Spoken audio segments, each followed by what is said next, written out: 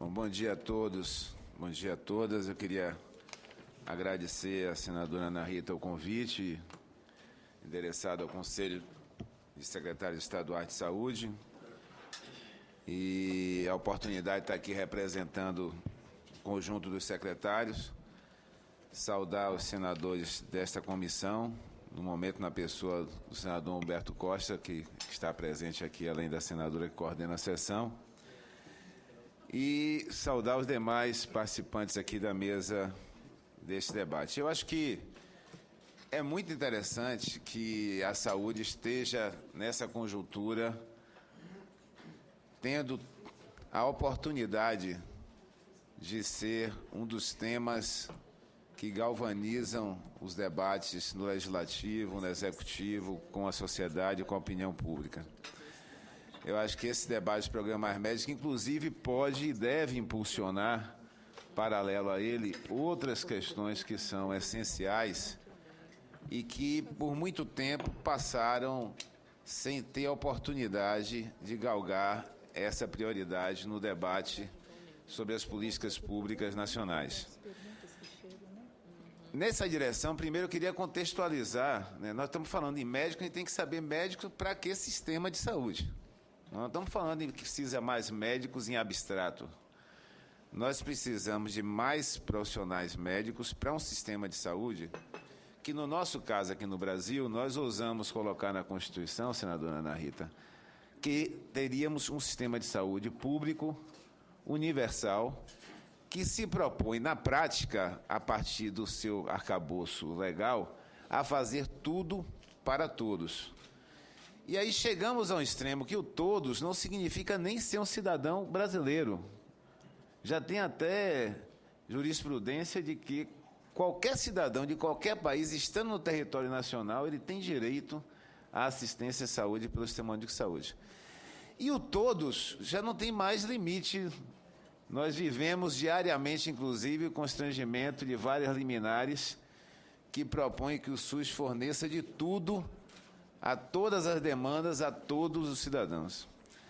Para um sistema como esse, o Brasil é o único país com mais de 100 milhões de habitantes que se propôs a ter um sistema universal e que se propõe, pelo menos, a fazer mais do que a maior parte dos sistemas universais. Nós temos dois grandes desafios, entre vários. Eu diria que o primeiro desafio, foi muito bem colocado anteriormente aqui nessa sessão, é o do financiamento. E aí o dado mais sintético que existe é que, se você somar todos os recursos aplicados em saúde do governo federal, dos estados e dos municípios no ano de 2010, isso deu R$ 1,98 por habitante dia. Agora, impressionante, Socorro, que ainda tem alguém que vire em sã consciência e diga que o problema do SUS não é de financiamento, é de gestão. Eu quero que me prove qual é a política pública, senadora, que consegue fazer tanto com tão pouco quanto o SUS faz. Porque dificuldades pontuais de gestão, isso você encontra em qualquer instituição, em qualquer política. Agora, encontrar uma política que faça desde o maior programa de vacinação do mundo, no extremo, ao maior programa público de transplante do mundo no outro. É bom lembrar, inclusive, que no próximo ano o Brasil vai ser o primeiro país no mundo a fazer vacinação gratuita contra HPV para as nossas garotas, nossas meninas, de 10 e 11 anos de idade. Nós temos um arcabouço e uma institucionalidade fortíssima na vigilância sanitária, na vigilância epidemiológica, um conjunto de ações bem estruturadas, e, no outro extremo, nós fazemos publicamente, gratuitamente, ofertando a toda a população, mais de 90% de todas as ações e procedimentos de alto custo e maior complexidade técnica. Mais de 90% das cirurgias cardíacas são feitas pelo SUS. Mais de 90% do tratamento de câncer, quimioterapia, radioterapia, mais de 95% dos transplantes, mais de 97% do tratamento de insuficiência renal e hemodiálise. Então, nós estamos falando do sistema de saúde que precisa de mais financiamento. Por isso, eu aproveito a oportunidade, senadores, para colocar na pauta a demanda do financiamento, o projeto Iniciativa Popular entregue ao Congresso Nacional, há 15 dias atrás, reuniu quase 2 milhões de assinaturas. Estamos a 2.200. Socorro está me atualizando aqui. Além dos 2 milhões entregues, de lá para cá, nos últimos 15 dias, nós já chegamos a 2 milhões e 200 mil assinaturas de eleitores brasileiros reivindicando que pelo menos 10% dos recursos federais sejam alocados para a saúde.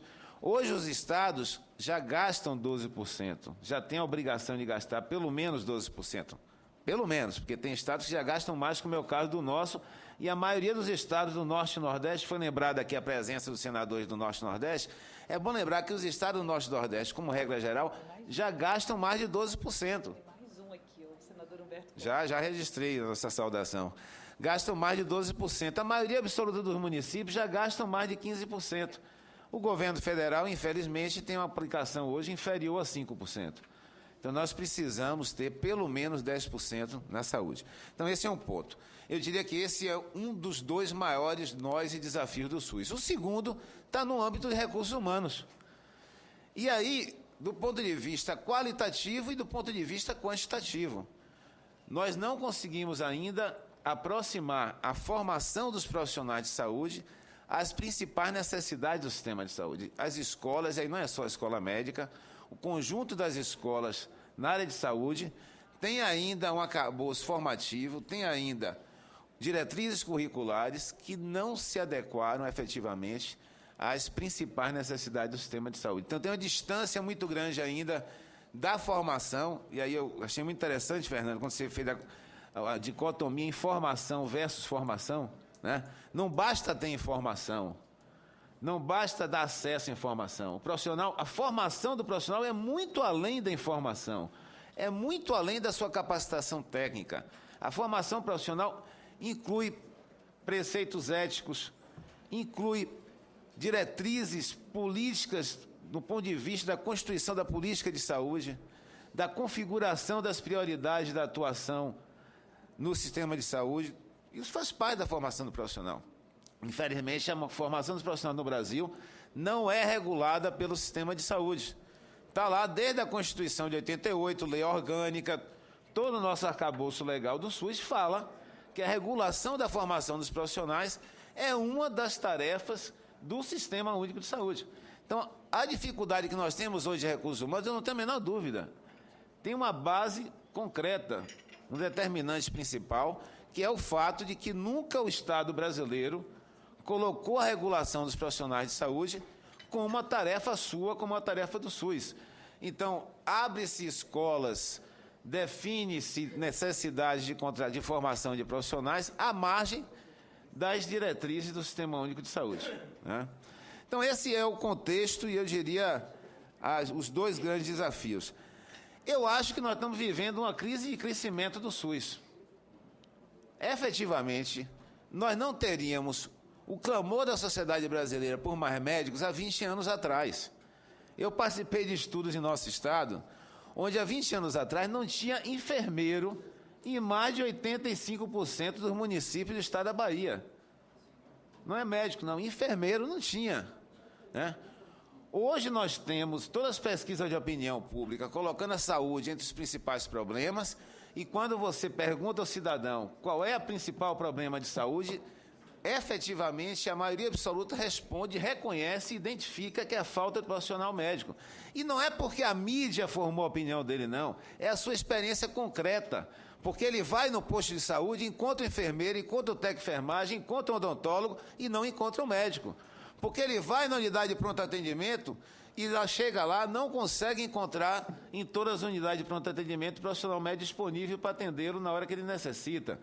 Então, apesar de que, numa sociedade como a nossa, a opinião pública é muito mais formada pela mídia do que pela experiência individual de cada cidadão, neste caso eu não tenho a menor dúvida. Porque a mídia nunca formou a mentalidade do cidadão brasileiro dizendo que estava faltando médico. Ele aprendeu isso na sua pele, indo lá, batendo a cara na porta do serviço de saúde, encontrando hoje serviço existindo. Isso que é mais interessante. As pesquisas de opinião, o cidadão não fala que o maior problema é não existir um posto de saúde. Ele não diz que é faltar profissionais de saúde em geral. Porque a experiência concreta dele, ele encontra o posto de saúde onde ele deve ir, ele encontra outros profissionais de saúde, mas não encontra um médico. Essa crise de crescimento, eu não vou nem detalhar muitos indicadores, mas tem um dado também sintético, né? Se você pegar o Cadastro Nacional de Estabelecimentos de Saúde, que tem os estabelecimentos e os profissionais, você vai verificar na evolução que a cada ano você tem mais postos de trabalho por médico. Ou seja, você tem mais postos de trabalho e o número de profissionais proporcionalmente inferior. Há 3 anos atrás, nós tínhamos 2,6 postos de trabalho por médico. Agora já estamos em 3, no meu estado já é 3,3. Ou seja, a cada ano você tem menos profissionais para o quantitativo que foram abertos. Eu não vou nem listar aqui dados de abertura de serviço de saúde, porque é de conhecimento de todos os senhores, né? A quantidade de equipes de saúde da família que foram criadas no Brasil nos últimos 20 anos, desde a origem do PSF, senador Humberto Costa, é uma coisa gigantesca. Eu tive reunido recentemente, senadora Ana Rita, com os prefeitos da região oeste da Bahia. E eu perguntei a cada um deles, há 10 anos atrás, quantos médicos a prefeitura de seu município contratava? E a resposta era, quando contratava era 1, no máximo 2. E agora, quantos postos de trabalho para médico você tem no seu município? A resposta é, o que tinha menos, tinha 9. Porque criou-se postos de saúde, abriram-se hospitais, abriu diversos serviços, estamos completando esse ano 10 anos do SAMU, criado na gestão do ministro Humberto Costa, no primeiro ano do governo Lula. Hoje, mais de 120 milhões de brasileiros, moram em cidades que você liga e tem o serviço de pré-hospitalar funcionando. Em 2003, quando o presidente Lula assumiu, só tinha 13 cidades no Brasil inteiro que tinham alguma coisa parecida com pré-hospitalar. Nós já levamos serviço de saúde mental hoje para o cidadão que antes era trancafiado no manicômio e era excluído da sociedade. Fizemos uma revolução na saúde mental que a sociedade brasileira tem que conhecer o que foi que se passou nesses anos. O cidadão que o modelo de saúde mental, que era exclusão, passou a ser o da inclusão. Com isso, nós fechamos vagas de hospitais psiquiátricos e temos ociosidade de leitos psiquiátricos em vários locais do país. Então, toda essa realidade, quando chega na atenção básica, por que o foco da discussão também da falta de médico é na atenção básica? Porque falta médico em todas as especialidades no sistema público de saúde e privado. Falta médicos em várias regiões. Mas por que o foco é na atenção básica? Eu diria por 2 razões principais. Primeiro, é que a atenção básica pode resolver mais de 80%, 85%, até 90% dos problemas de saúde você resolve na atenção básica. E vamos discutir depois de infraestrutura. Esse é o debate que eu quero fazer. Porque não dá para discutir infraestrutura também no abstrato, eu quero discutir no concreto. Qual é a infraestrutura que os opositores que acham que não é o problema levar médico para a atenção básica, acham que precisa para a atenção básica? Porque a atenção básica não precisa ter tomógrafo, ter ressonância, ter centro cirúrgico, né? Vamos discutir qual é a infraestrutura essa que estão falando. Então, primeira razão da atenção básica assumir a prioridade é porque ela é a principal porta de entrada, ela é a resposta efetiva, resolutiva para quase 90% das necessidades. Nós vamos precisar outras estruturas, outros níveis de atenção para as outras necessidades, mas a atenção básica é essa. E segundo, já que nós estamos aqui na Comissão de Direitos Humanos, não podemos deixar de destacar isso. Excluir o cidadão de ter acesso a um médico na atenção básica é a maior exclusão que o direito à saúde pode propiciar. Não só pela capacidade de resolver a absoluta maioria dos problemas, mas também pelo detalhe, senadora, que na conformação do SUS, a atenção básica é territorializada. O cidadão tem que ter atenção básica onde ele mora, onde ele vive, onde ele trabalha. Já a atenção especializada é regionalizada. Ele pode sair do bairro dele, na periferia de Salvador, e ir ao centro da cidade para ter uma consulta com um médico especialista, para ter uma cirurgia. Mas a atenção básica não. Você tem que colocar médico em cada território, em cada espaço onde o cidadão vive. Então, em todo o âmbito do direito à saúde, a maior exclusão de direito que pode ser é você negar ao cidadão o direito a ter um médico na atenção básica. E aí vamos discutir que infraestrutura é essa, gente. Eu estou falando de atenção básica à saúde. Uma boa atenção básica à saúde precisa de um posto de saúde com mobiliário e equipamento imprescindível para assistência clínica ao cidadão. Tá? até situações como demanda que o senador Paulo Davi colocou aqui, lembrou de laboratórios. Não é para colocar laboratório em cada município, não era para ser isso na época que não tinha informatização e automatização, quanto mais agora. Nós estamos na Bahia colocando um laboratório público em cada região e os municípios fazem postos de coleta. Você pode atender o cidadão na zona rural sem precisar ter um laboratório lá. Basta ter um posto de coleta, o Tecfermagem pega o material, manda no dia seguinte por internet, você já pega o resultado. Então, tem que situar melhor que falta de infraestrutura é essa que você está falando como argumento para não colocar o médico para atender o cidadão. Tá? Eu queria registrar também, no que diz respeito à questão, assim, é bom a gente não esquecer que nós estamos chegando a uma situação que esse debate amadureceu, Fernando lembrou bem, esse debate não é de agora, mas estamos numa situação que o debate amadureceu porque passamos por um processo de crescimento da infraestrutura, crescimento da rede. Se você pegar os dados dos últimos 5 anos, vai observar que mesmo tendo crescido o número de equipes de saúde da família, mesmo tendo crescido o número de postos de saúde, o número de consultas médicas básicas estacionou nos últimos 5 anos, paralisou. Por quê? Porque nós estamos abrindo equipes sem médico, nós estamos criando novos postos de saúde sem médico. Por isso que aumenta a rede, aumenta o número de equipes e não aumenta o número de consultas médicas básicas. Porque batemos, senadora, no topo das estratégias tradicionais. Quais eram as estratégias tradicionais? Era o prefeito que entrava no leilão. O prefeito chamava o médico da cidade vizinha e dizia, dou mais R$500, e trazia o profissional. E aí o leilão do quem dá mais. Quem dá mais bateu no topo e aí virou o leilão do quem cobra menos. Então o prefeito não tinha mais como pagar além de R$20 mil por mês, aí chamava e dizia assim, eu vou lhe pagar os mesmos 20 que você ganha no vizinho, mas você só vai dar 4 dias. Aí o outro diz assim, olha, meu amigo, eu não posso pagar 20, vou lhe pagar R$19.500, mas você só precisa vir aqui 2 dias na semana. E hoje as prefeituras estão oferecendo R$20 mil para o médico trabalhar 2 dias, 6 horas em cada um desses 2 dias. Então essa é a realidade. Nós fizemos todas as estratégias de enfrentamento da crise de falta de médico na atenção básica até chegarmos numa situação que não dá mais para o Estado brasileiro fazer de conta que não tem a obrigação de enfrentar essa realidade. E na questão da regulação da formação, eu queria deixar claro também que regular não é só criar oportunidades para gerar mais profissionais, é também para botar o pé no freio quando você tem um excedente. E aproveito para colocar no debate, nós temos que discutir a situação da enfermagem no Brasil. Tá? É o outro extremo. Criaram-se tantas vagas para a formação de enfermeiros que estamos formando um exército de desempregados. No setor privado, um enfermeiro nível superior já está ganhando um salário quase igual ao técnico de enfermagem, não tem muita diferença. Então, nós não podemos nem 8 nem 80. Nós não podemos ter um país que se permite não ter médicos para os postos de trabalho que ele abre, a gente cria serviços sem criar formação de novos profissionais e, no outro extremo, investe recursos financeiros em massa para formar profissionais para vagas de trabalho que não existem números suficientes. Então, nós temos que chegar à capacidade de regular a formação, ter a coragem de dizer, vamos reduzir as vagas de enfermagem, vamos fechar curso de enfermagem e da mesma coragem de dizer, vamos abrir escolas médicas, vamos aumentar as vagas do curso de medicina.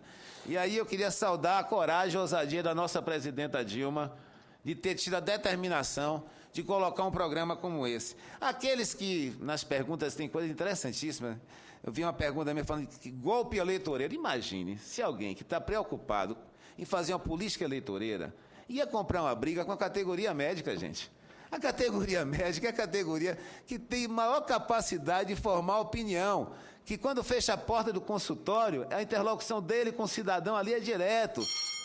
Então, ninguém em sã consciência iria fazer uma política eleitoreira que compra a briga com a categoria médica. Seria uma política eleitoreira, como muitos governos fazem, passar a mão na cabeça da corporação médica e deixar ela continuar impedindo que abra residência de anestesia, continuar impedindo que abra residência de neurocirurgia. Isso seria uma política eleitoreira. Seria política eleitoreira dizer que não precisa abrir mais curso de medicina nesse país, que é o que as entidades médicas querem. Porque, na verdade, a posição das entidades médicas tem que desnudar muito claramente esse debate. Tem que colocar na mesa. A posição das entidades médicas é que a massa salarial que a categoria médica hoje se apropria, se aumentar o número de médicos, não vai crescer a massa salarial na mesma proporção. Ou seja, a média salarial do médico vai reduzir. E é óbvio, nós vivemos na sociedade de oferta e procura. Quanto mais demanda tem sem oferta, isso acontece, inclusive, no mercado da contratação dos profissionais. Então, o que nós temos que discutir é qual é o salário que pode ser taxado como remuneração digna e à altura da profissão. Porque os garotos que estão saindo da Faculdade de Medicina hoje, senadora Ana Rita, acham que não vale a pena ser médico se não começar a trabalhar ganhando R$20 mil líquido. Se não começar a ganhar R$20 mil líquido. Então, não dá para trabalhar com a ideia, né, que para ser uma remuneração digna e altura, nós temos que falar de 20, de 30, de 40, de 50 mil reais, numa sociedade que 99,99% não ganha R$5 mil líquido. Isso é simplesmente a manutenção de um privilégio, deixando de lado o cidadão. Em vez de a gente discutir quantos médicos a gente precisa daqui a 10 anos para atender plenamente a principal parte, não é toda não, a principal parte da demanda de saúde, a discussão das entidades médicas é quantos nós poderemos ser daqui a 10 anos para manter o salário que nós temos hoje. Então, essa discussão não pode ser o que vai pautar o número de profissionais. O que tem que pautar o número de profissionais é a necessidade do sistema de saúde em atender ao cidadão. Tá? Eu queria também comentar, não sei se ainda tem um minutinho aí, eu queria também comentar a discussão sobre a questão da revalidação do profissional estrangeiro, né? E aí, novamente, eu acho que a gente precisa ter capacidade de botar na mesa o que está em discussão. Primeiro, o revalida foi um tiro no pé que o governo federal deu. Tem que falar claramente. O Ministério da Educação e o Ministério da Saúde terminaram, em vez de criar um instrumento para quebrar os guetos da revalidação nas escolas médicas, que fechavam a possibilidade de revalidação, geraram um funil único fechado. E o mais impressionante, o revalida nunca foi testado com formandos das escolas médicas brasileiras. Como é que a gente pode dizer que um instrumento de validação pode medir algo se ele nunca foi avaliado da sua capacidade de avaliar? Então, a primeira coisa que tem que se fazer é aplicar uma prova desta natureza com formados nas nossas faculdades. Segundo, tinha que deixar de ser um teste tão subjetivo. Quem não conhece o revalida devia procurar conhecer. A grande parte do teste é uma prova oral, subjetiva, que mede, em sua maioria absoluta, prioritariamente, conhecimentos de especialidades médicas. Então, nós estamos falando de um profissional clínico generalista e o revalida, ele é desenhado para um processo de especialização e de avaliação de extrema subjetividade.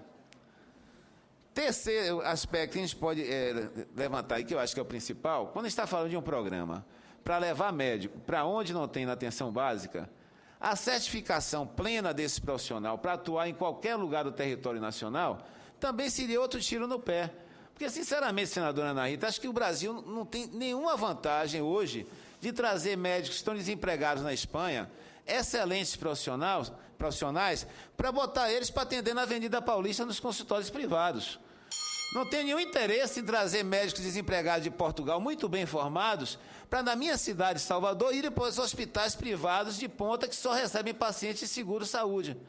Nós precisamos trazer médicos de Portugal e da Espanha que estão desempregados e muito bem formados para atender o cidadão pelo SUS, na periferia das grandes cidades, nos pequenos municípios, na atenção básica. E se ele tiver a sua certificação plena, ele não vai se limitar a essa área de atuação, porque o mercado é tão aquecido que ele não vai ficar ganhando uma miséria de uma bolsa de míseros R$10 mil líquidos, de uma semi-escravidão, como as entidades médicas estão dizendo, se ele pode ir para os centros das melhores cidades brasileiras para ganhar R$40 mil, R$50 mil.